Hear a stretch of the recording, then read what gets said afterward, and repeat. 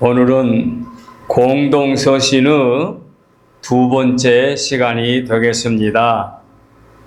앞서 야고보서를 공부했고 이제 오늘이 베드로 전서를 들어왔습니다.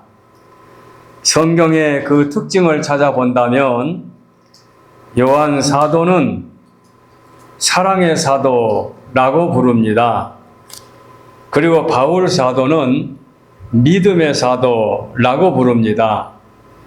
그리고 베드로 사도를 소망의 사도라고 부릅니다. 과연 그 말씀이 공감이 갑니다. 요한 사도에게 사랑은 우리가 더 다른 설명이 필요 없을 정도로 이렇게 알고 있지요. 그 다음에 바울 사도 역시 그리스도인을 박해하고 잡아 죽이려고 할 때에 부활하신 주님이 친히 바울에게 나타나사 네가 핍박하는 예수라고 만나 주셨으니 바울의 입장에서 예수님을 만남으로 말미암아 예수님을 믿는 믿음이 얼마나 확실합니까? 훗날 그가 톱으로 목 잘림을 받아 순교했다고 하는데 자기 목숨까지 내놓을 정도로 예수님 믿는 믿음이 변하지 않았지요. 그래서 바울이 믿음의 사도, 그리고 베드로 사도가 소망의 사도라고 하는 것 우리가 함께 기억해 둘 필요가 있습니다. 요한 사도는 요한복음과 요한 1, 2, 3서와 계시록 5편의 성경을 기록했고 바울 사도는 13편을 기록했지요. 그리고 베드로 사도는 전서, 후서 2편의 서신을 기록했습니다. 분량으로 말하면 매우 작은 분량의 성경을 기록했다고 볼 수 있지요. 그런데 성경을 자세히 공부해 보면 베드로 전후서에서 놀라운 면을 발견하게 됩니다. 먼저 베드로 전후서의 내용을 면밀히 살펴보게 되면 베드로 사도는 유대인을 상대해서 복음을 증거했고 바울 사도는 이방인을 상대해서 복음을 증거한 것 우리가 익히 알고 있죠. 그러니까 유대인을 상대로 복음을 전했던 베드로 사도에게 유대인들이 정통으로 알고 있는 구약의 율법을 모르고야 어찌 유대인들에게 복음을 전할 수 있겠습니까? 그러니까 베드로 사도에게는 유대인들과 마찬가지로 복음을 많이 알고 있다는 얘기지요. 그래서 구약의 역사나 예언에 관한 말씀이 베드로 전후서에 잘 연관되어 기록되어 있습니다. 1장 10절로 12절, 3장 5절, 6절, 20절 같은 말씀에 구약의 역사나 예언서가 언급되어 있는 걸 볼 수 있습니다. 그런가 하면은 구약적인 진리, 즉 예수 그리스도의 교훈이 구약의 진리가 그리스도로 말미암아 새 것으로 나타난 것이 보여지고 있습니다. 1장 15절, 16절, 2장 6절, 23절, 24절에 나옵니다. 놀라운 것이 나타납니다. 보다 더 특이한 점은 분량에 비해서 전후서 그 양은 작지요. 분량에 비해서 놀라운 교리가 언급되어 있습니다. 기독교 교리, 기독교 신학, 기독교 사상, 삼위일체에 관하여 1장 2절, 3절, 1장 12절, 2장 23절에 보면은 삼위일체, 성부, 성자, 성령에 관한 말씀이 언급되어 있습니다.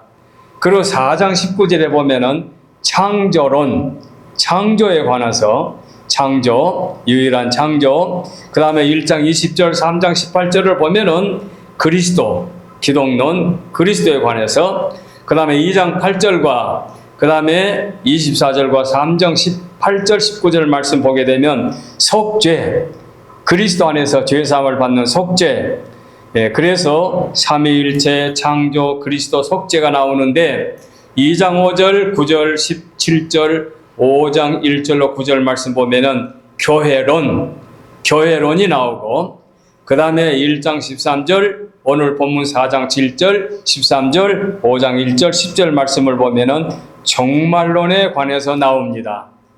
그러니까 대단히 놀라운 사건이 기록됐습니다. 삼위일체 교리, 창조 교리, 그리스도, 기독론, 속죄론, 그 다음에 교회론, 종말론이 언급되어 있으니 분량을 보면 대단히 적은데 베드로, 바울 사도나 요한 사도의 말씀에 비하면 분량이 매우 적은데 그런데 그 취급된 내용을 보면 다양하다 그 말이지요. 그래서 어떤 학자들은 성경학자들 말하기를 본서는 베드로 전후서는 신약의 약 절반이 반영되어 있다고 말하는 이도 있습니다.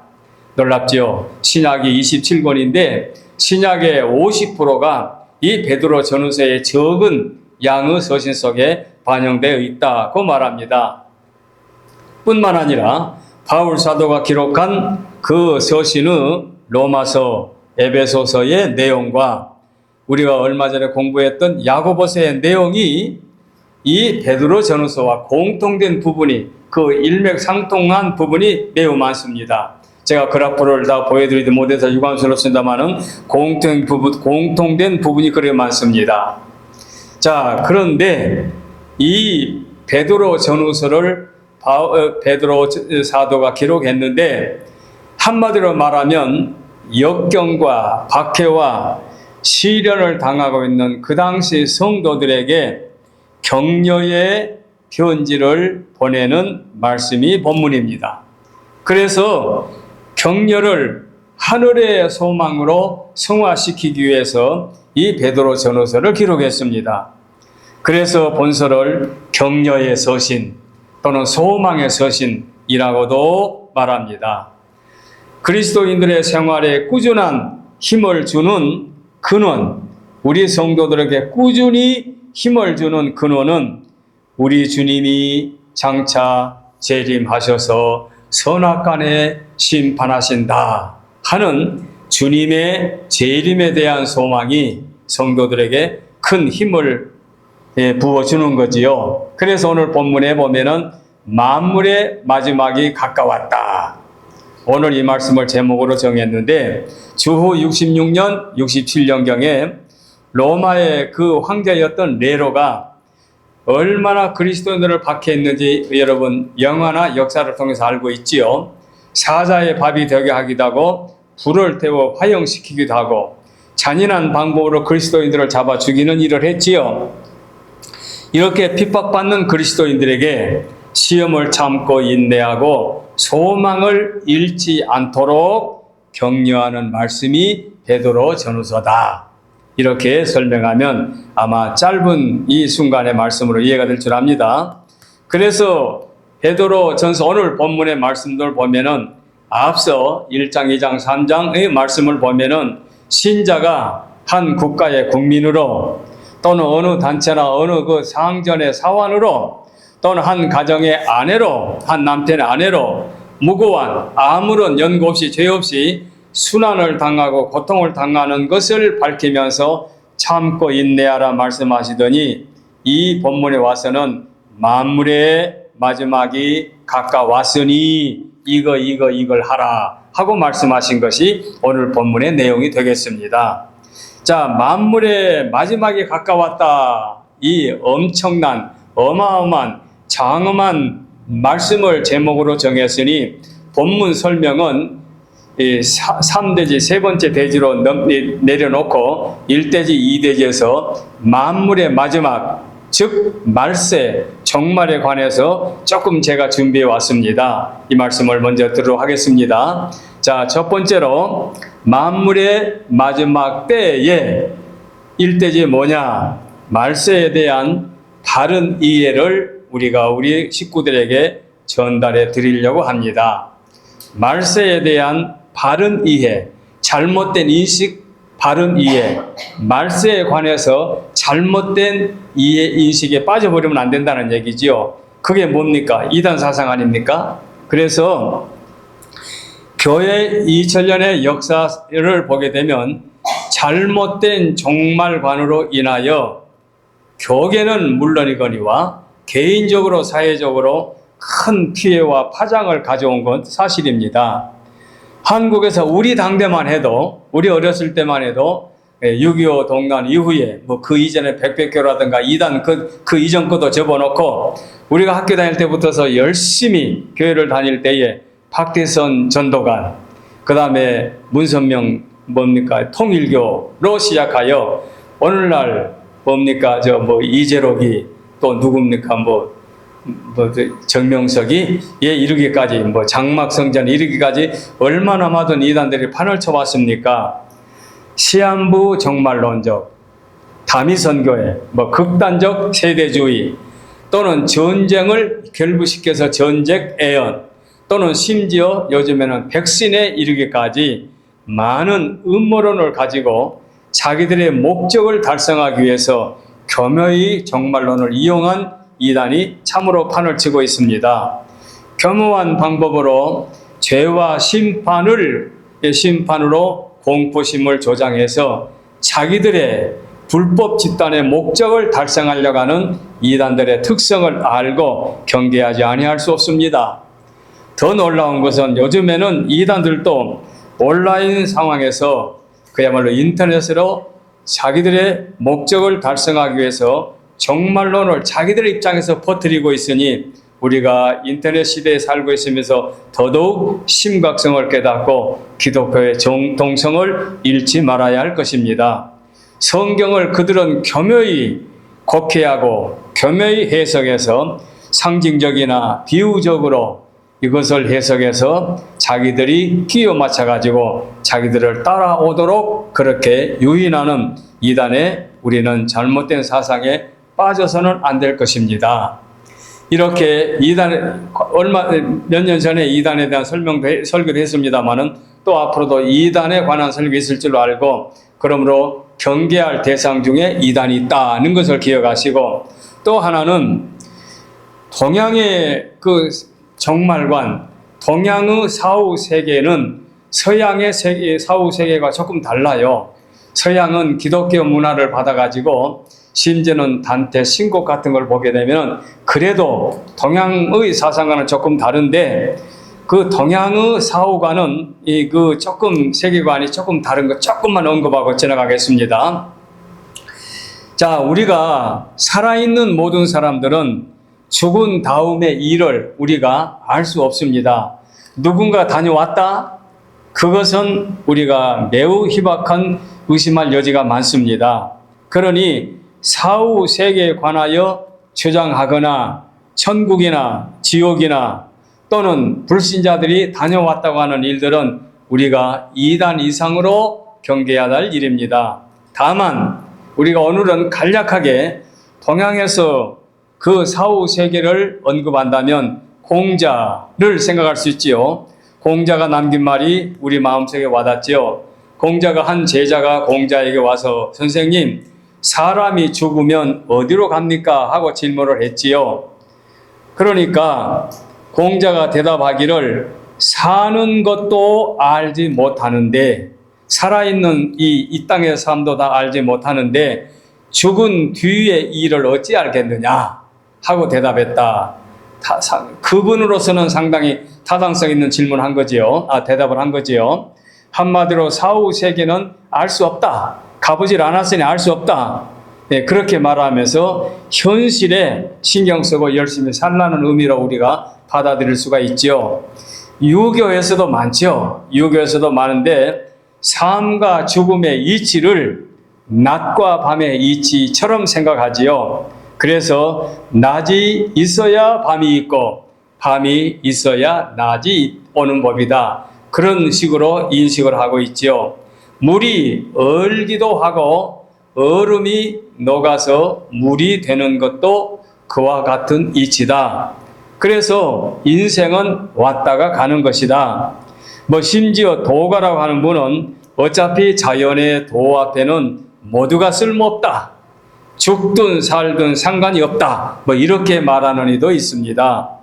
즉 동양의 고유 사상은 창조주를 모르기 때문에 죽음에 관하여 뚜렷하지 않습니다.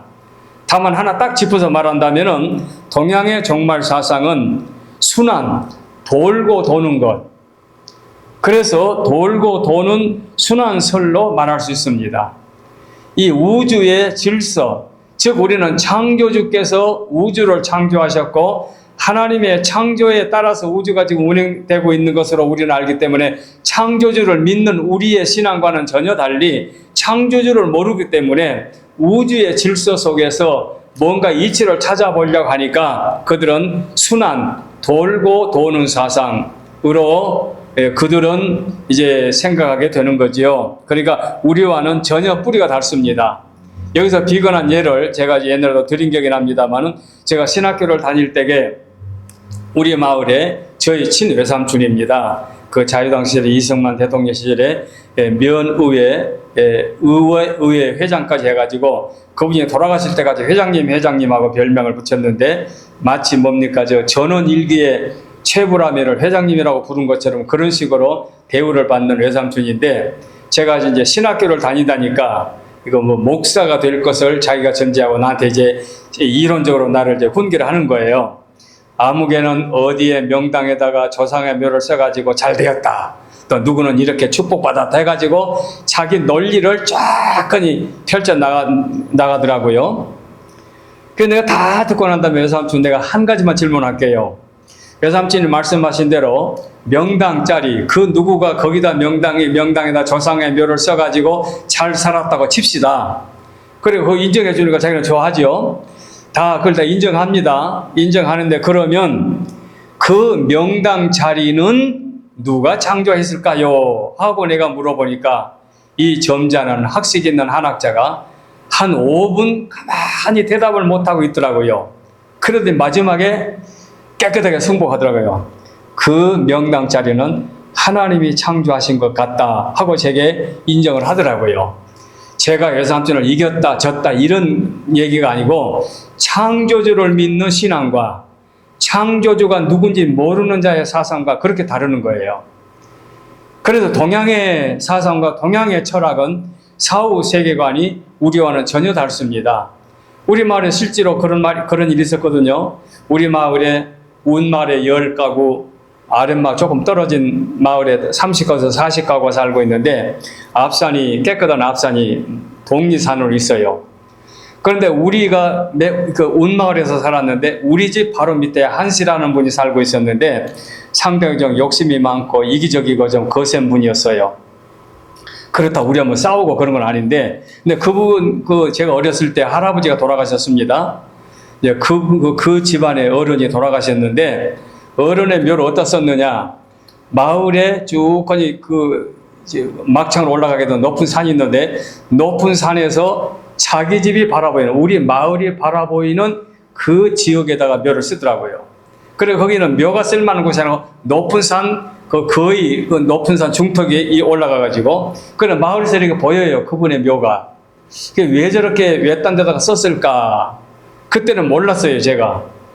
그런데 몇 년 지나다가 그 묘를 그 유해를 갖다가 어디서 써놓은 거니 마을 산이 이렇게 딱 있고 이제 그 경계선에서 또 다른 사람의 산이 이렇게 있는데 이 경계선 마을 앞산에다가는 묘를 쓸 수 없으니까 또 남의 산에도 함부로 쓸 수 없으니까 경계선이 자기네 집에서 딱 보여요. 우리 집과 그 집에서 딱 보여요. 경계선 그 중턱에다가 옮기다 썼어요.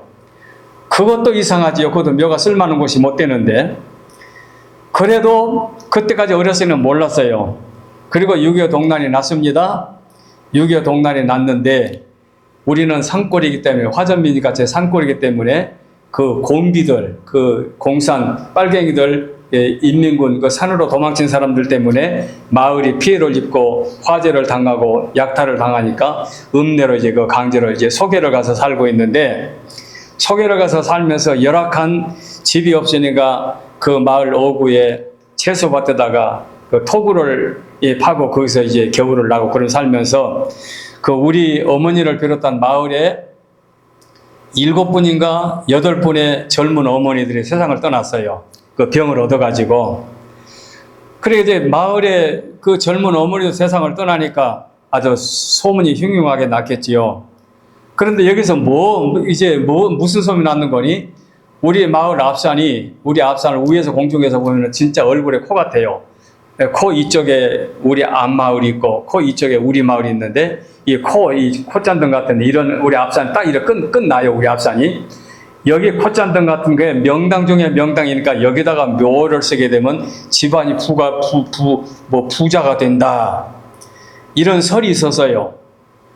그런데 아무도 몰리 아까 제가 말씀드린 한씨라는 그 두 번씩이나 자기 할아버지 묘를 옮겼던 그분이 몰래 마을 사람들도 몰래 밤에 그 자기의 그 뼈를 갖다가 앞산 그 정상에다가 몰래 묻어버리고 평정을 해버린 거예요. 그래서 어떻게 마을 사람들이 알았는지 몰라도 한 번은 마을의 어른들이 회의를 해가지고 마을의 뭐 축구장보다는 조금 작지만은 굉장히 넓은 그래서 마을의 봄에는 거기서 올라가서 화전도 하는데 입구에서부터도 각단지게 이 땅을 파 올라간 거예요.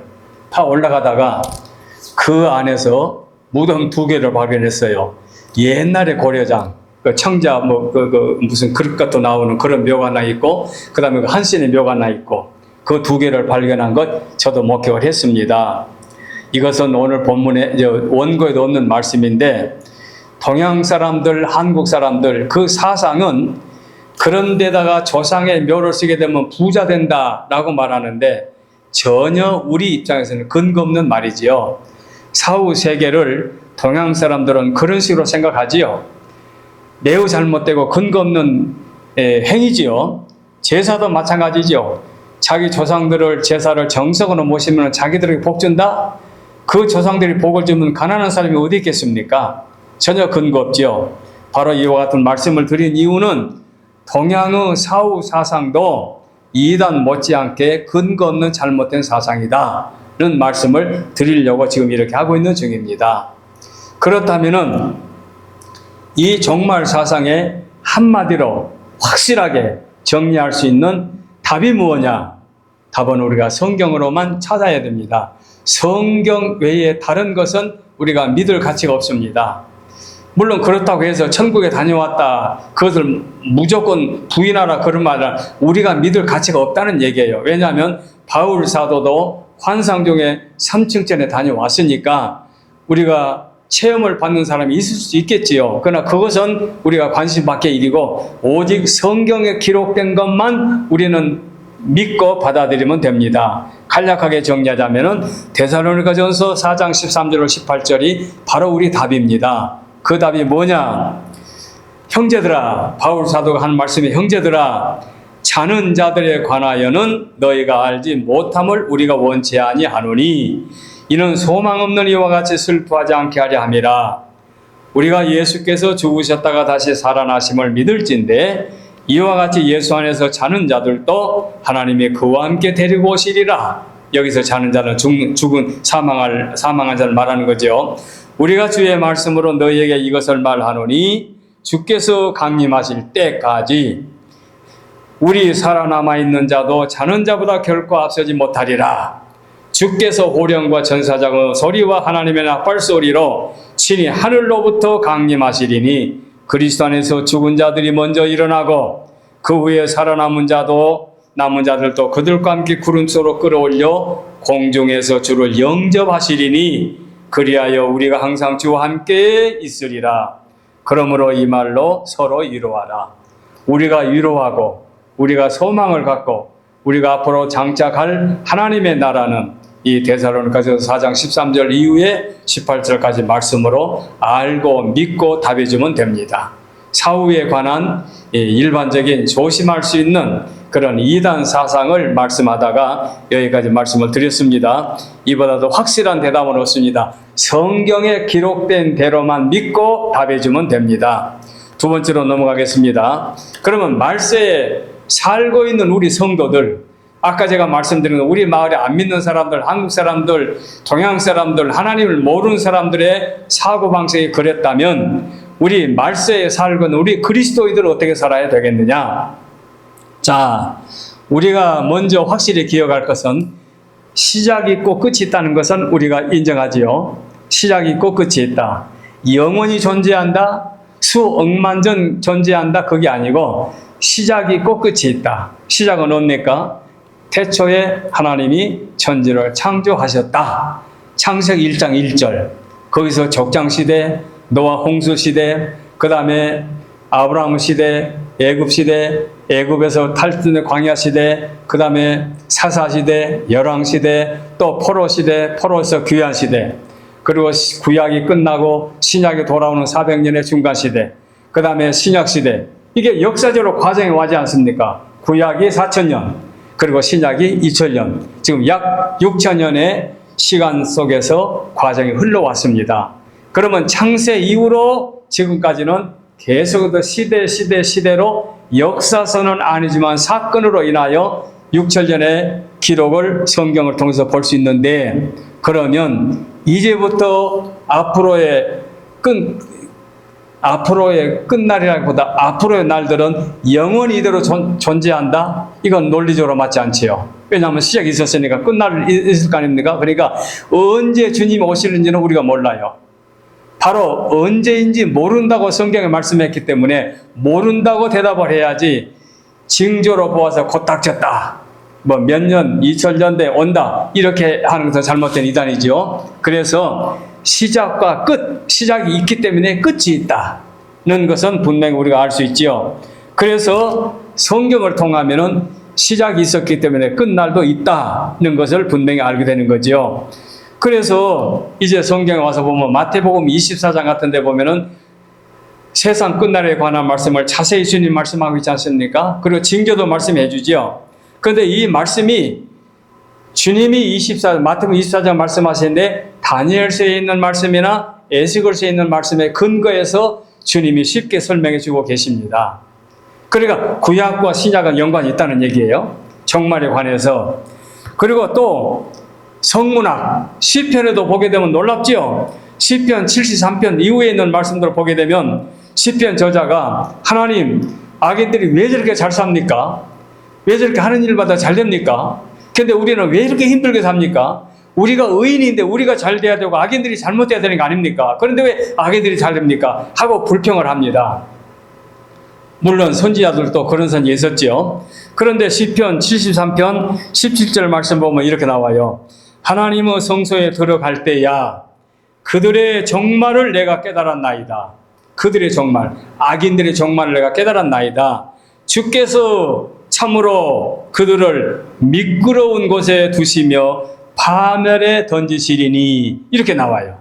그러니까 성문학에 가서 보아도 종말 사상이 나온다 그 말이에요. 구약에서, 시편에서 그런 말씀 나온 거예요. 시편 1편 1장에 나오지 않습니까? 복 있는 사람은 여호와께서 인정해 주시고 악인은 망하리다, 나오지 않습니까? 그러니까 끝날 있다는 얘기예요. 끝날. 그래서 의인의 종말과 악인의 종말이 구별된 것이 시편 1편부터 시작이 된 거지요. 지금 저는 73편을 소개했는데 그 외에 성경으로 받아들이는 그 외경에도 보게 되면 에녹서, 솔로몬의 시편, 모세의 승천기, 또는 희년의 책, 이사야의 승천기, 에스라서, 사서 등의 말씀 보게 되면 이 종말에 관해서 언급이 되어 있지요. 자, 신약의 마태복음 24장은 아까 제가 앞돼지 마지막에 설명했던 데살로니가 전후서 베드로 오늘 베드로 전서의 본문 말씀, 또는 유다서, 요 다음에 나오죠. 요한 1서, 2서, 3서 지난 다음에 유다서가 나오죠. 그 다음에 계시록, 딱 계시록 같은 건 종말에 관한 얘기 아닙니까? 그러니 성도들이 종말 사상을 갖고 어떻게 임해야 되겠느냐, 대단히 중요한 말씀이죠. 만물의 마지막 때 바로 이 날을 어떻게 말씀했느냐, 베드로 후서 3장에 보면, 다음 시간에 나오는 베드로 후서에 보면은 주의 날이 도둑같이 오리니 그날에는 하늘이 큰 소리로 떠나고 물질이 뜨거운 불에 풀어지고 땅과 그 중에 있는 모든 것이 드러나리로다. 이 모든 것이 이렇게 풀어지리니 너희가 어떤 사람이 되어야 마땅하냐? 성도를 향하여 질문합니다. 베드로 사도가 질문합니다. 오늘 우리에게 마지막 때가 되었는데 너희는 어떻게 살아야 되겠느냐? 하고 질문하는 거지요. 히브리서에도 나오지 않았습니까? 히브리 9장에 사람이 한 번 죽는 것은 사람에게 정하신 것이요 그 후에는 심판이 있다고 말씀했지요. 최후의 사망 후에 심판이 있다. 모든 사람들은 개인이 죽게 되면 그 죽음이 개인적으로 종말이고 세상 끝날에는 모든 만물의 종말이 되는 거지요. 그래서 지난 시간에 말씀했던 야고보도 인간을 안개와 같다고 말씀했지요. 이슬과 같다. 70년을 살고 80년을 살고 100년을 살아도 금방 왔다 가는 것이 인생이다. 이렇게 우리가 정리할 수가 있지요. 참으로 인간의 무상함을 그대로 보여주는 하나님의 말씀입니다. 누가복음 12장에 그러므로 너희도 준비하고 있으라. 생각지 않은 때에 인자가 오니라. 준비하고 있어야 된다. 왜? 생각지 않을 때 오면 이제 인자가 온다 이거죠. 그래서 열 처녀 중에 5처녀는 슬기로운 5처녀는 준비하고 있었고 미련한 5처녀는 준비하지 못하고 있기 때문에 신랑을 맞이할 수 없었던 거지요. 야고보 4장에도 내일 일을 너희가 알지 못하는도다. 너희 생명이 무엇이뇨? 너희는 잠깐 보이다가 없어지는 안개니라. 위에 아까 말씀했지요. 사람들은 천년 만년 산 것 같이 생각하고 살지만은 전혀 그렇지가 않지요. 그러므로 잠언서 27장에 너희는 내일 일을 자랑하지 말라. 하루 동안에 무슨 일이 일어날지 알지 못한다. 그 말씀했습니다. 그야말로 성경이 우리에게 말씀해주는 말씀은 대단히 의미가 깊습니다. 또 성경이 아닌 이런 유명한 말씀도 있지요. 한때 세계를 제패했던 알렉산더 대왕의 아버지 필립 2세는 이상한 종 하나를 이제 데리고 살았지요. 그 종은 매일 아침 그 필립 2세 대왕 아버지에게 대왕이여 당신은 죽어야만 한다는 사실을 잊지 마십시오. 매일 아침 그런 말을 듣고 살았습니다. 그렇게 하도록 시켜놨습니다. 그러니까 매일 종에게 무슨 말을 듣습니까? 대왕이여 당신은 죽어야만 한다는 사실을 잊어서는 안 됩니다.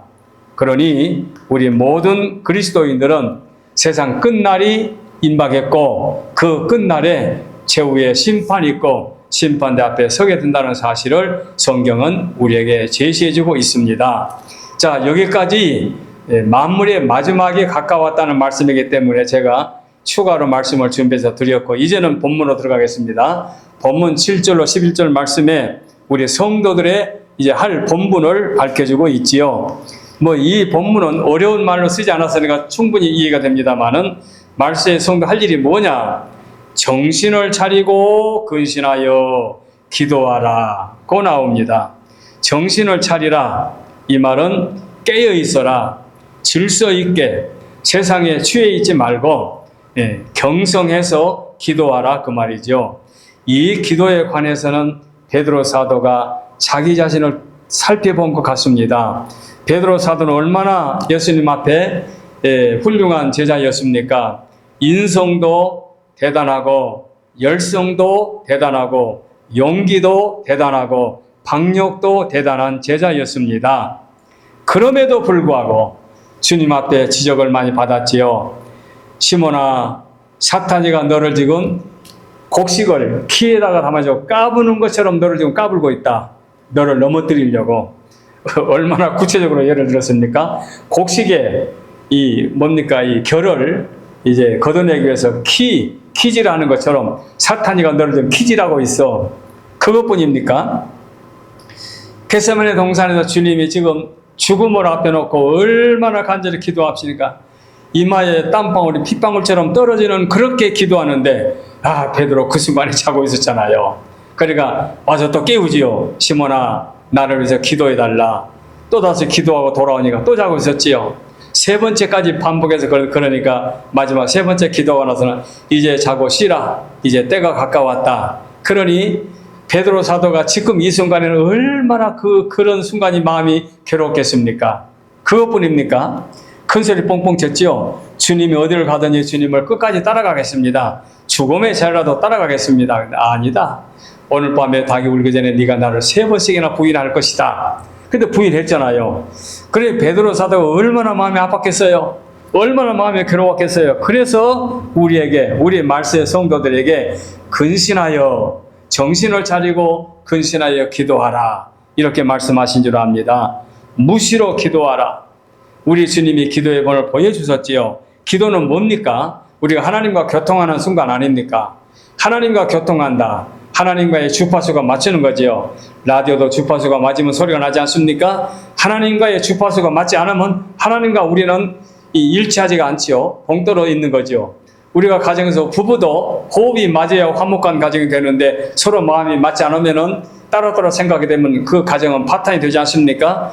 우리가 기도함으로 말미암아 하나님과의 교통, 그래서 화합하고 거기서 교제하고 하나님의 뜻을 우리가 깨닫고 우리의 간구가 하나님께 상달되고, 그러니 성도에게 제일로 시급한 것이 깨어 근신하여 기도하라고 말씀하고 있습니다.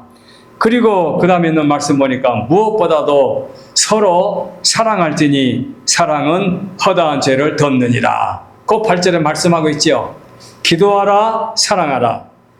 이렇게 말세의 성도들에게 할 일을 지금 1장, 2장, 3장에 계속해서 권면해 오다가 마지막 이 순간에도 우리에게 권면할 때에 사랑하라. 사랑은 모든 계명의 완성 아닙니까? 제일 되는 계명이 무엇입니까?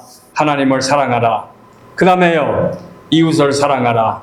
하나님 사랑, 이웃 사랑은 계명의 완성임을 복음서에 보여주고 있지요. 그래서 제일 가는 계명, 사랑이지요. 그래서 사랑하면 지치는 법도 없고, 사랑하면 남의 허물도 용서할 수가 있고, 우리가 덮어줄 수도 있고 관대해질 수 있습니다. 그리고 서로 대접하기를 원망 없이 하라. 원망 없이 하라. 대접할 때 원망 없이 하라. 무슨 조건을 가지고 대접하는 것이 아니라 조건 없이 대접하라 하고 말씀하고 있습니다. 그 다음에 10절로 넘어갑니다. 각각 은사를 받은 대로 하나님의 여러 가지 은혜를 받은 선한 청지기 같이 서로 봉사하라. 봉사하되 뭐처럼? 청지기처럼. 청지기는 뭡니까? 주인이 아니지요. 주인의 것을 맡아서 섬기는 것이 청지기 아닙니까? 아무리 부잣집에 있다 할지라도 그 부잣집의 모든 재산은 주인의 것이고 청지기는 자기의 것이 아니지요. 그러니까 선한